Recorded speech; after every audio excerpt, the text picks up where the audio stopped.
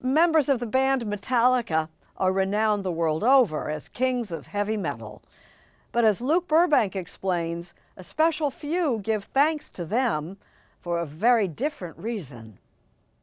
It's a manual. Okay. This is the best one on the, Really? on the yard. Is your favorite? Yeah, this is my favorite. Carmen DeBerry is a newly minted commercial delivery driver in Baltimore, Maryland. It's our tractor. That means makes our tractor move, of course. You're threading a needle here, kid. I really am, too. DeBerry says having this new job has completely changed her life. It feels awesome, you know? I take care of my daughter, and I also take care of my mother. The commercial driver's license, like the type DeBerry got at the Community College of Baltimore County, can cost up to $7,500. Money she didn't have. Which is where four kind of unlikely guys from the Bay Area stepped in. Yes, we are talking about the guys from the band Metallica, one of the most commercially successful bands of all time. With more than 180 million records sold.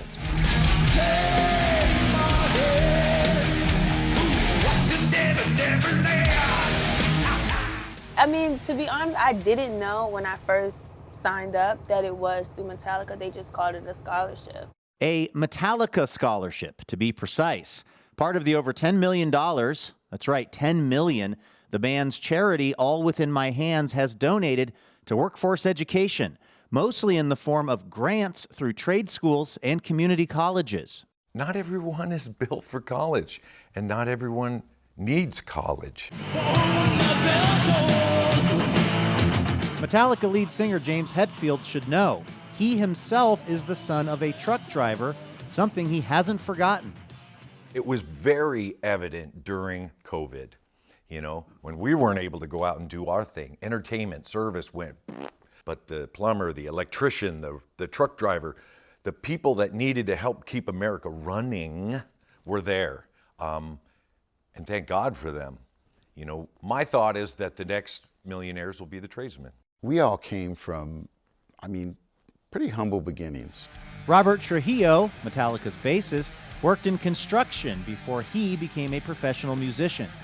At a certain point, you realize, like, hey, you know, we're selling tickets, we're doing well, the ship's not sinking. What can we do to make people's lives better?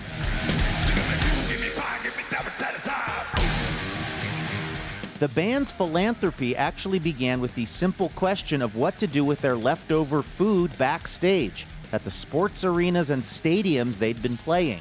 They started donating it to local food banks. Then they started donating sizable checks to those food banks as well, which turned into disaster relief. It was a bit profound for us because one of the first things that happened was in maybe 2017, we had the Northern California fires that affected so many people in the Bay Area. When disaster struck in the band's backyard, that's when it hit home for guitarist Kirk Hammett. And we were able to jump in and really help people right off the bat. And there's been other instances where there's been earthquakes, you know, disasters, people in need of food and medicine, and we've been able to step up and send money, and not just a pittance, but enough money that makes a difference to, you know, a good group of people who need it. But actually talking about their charity work publicly, well, that didn't come as easily, says drummer Lars Ulrich. We had never screamed from the rooftops about it. I think instinctively, you just want to help. I mean, we all depend on each other. You know, if you really want to break it down, then you go, humans are herd animals and really thrive. You know, the flock does better when everybody's doing well. Thank you so much for all the help and support you've given us to our foundation and all the people that we get to help all around the world. Now, if all this doesn't sound very Metallica-like, well, in a way, neither does the annual fundraiser concert that they've been putting on in Los Angeles. Last year, it raised $3.5 million and brought in some big, literally, Metallica admirers, like Aquaman himself, Jason Momoa. They've kind of been the soundtrack of my life, man. I've kind of discovered them probably when I was 10 years old.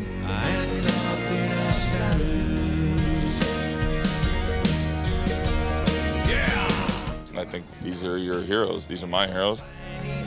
It might come as a surprise to some that a band with songs like Nothing Else Matters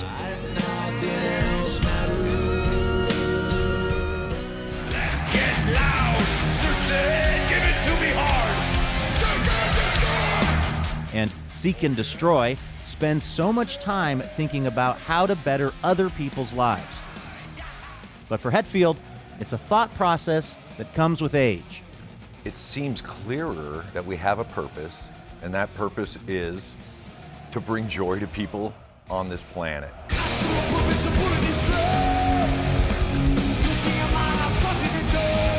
And absolutely still blows my mind that there's 3 generations out there, you know, rocking out to Master of Puppets. Like, really? You like this song?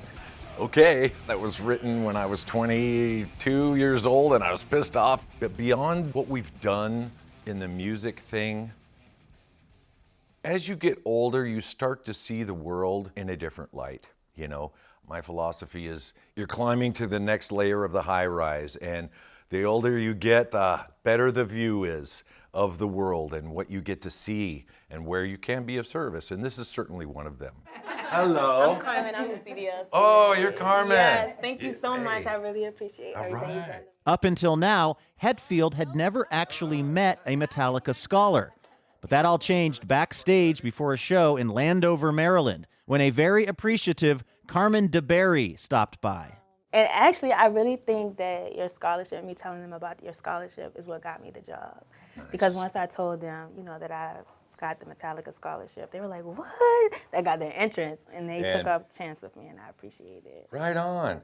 I'm curious, you're about to go out and play to thousands and thousands of people, and yet you just had a moment of getting to talk to somebody whose life has been significantly changed from All Within My Hands charity work. What's that feel like? It is so amazing.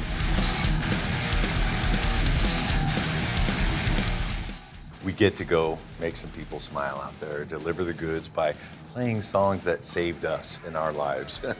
And then to create a foundation that's giving back to, you know, the blue collar America.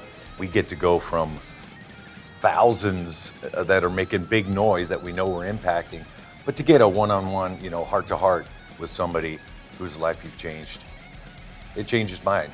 And great, excellent. Thank you. All right.